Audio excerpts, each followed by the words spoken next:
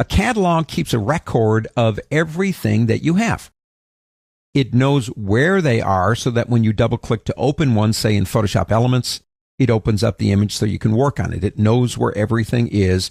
It knows about stacks. It knows about albums. It knows about people, places, and events. It knows all that stuff. That's the catalog.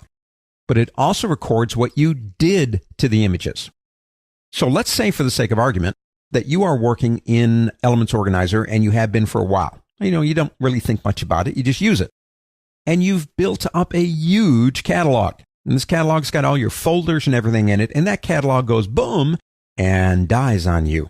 So what if you lost? Now, the good news, and this really is good, you haven't lost a single image, but you've lost where they are and what you've done to them. In a sense, you got to start all over again, which is kind of frustrating if you got a lot of stuff. So a good thing to do is a regular backup of the catalog. Now, if you go up to the word File on the pull-down menu, you can go down to Manage Backup or Restore. Let's go to Backup. Backup the catalog. You got a choice between a full or an incremental backup. A full backup is what you do the first time, obviously. Now, again, if you've got a catalog that's got 100, 200, 300, 400,000 images in it, it's going to take a bit of time to do. Hours, probably.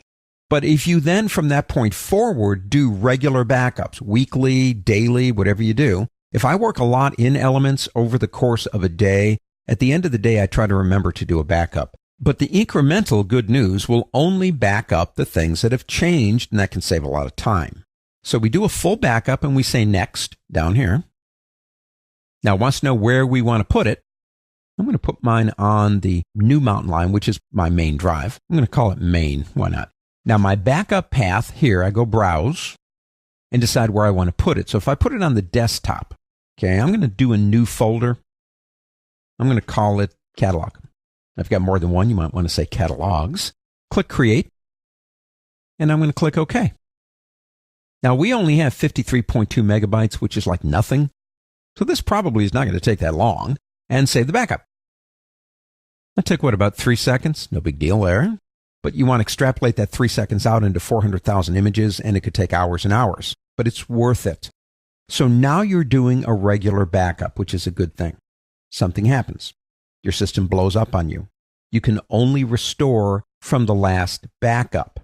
So if we come back up to the word File on the pull-down menu and go down to Restore Catalog, it will ask you where it is. It will ask if you want to drop it over on top of the original location or if you want to put it into a new location, like maybe another hard drive or something. And then you simply click Restore right here. In doing so, it will restore you from the last backup that you did.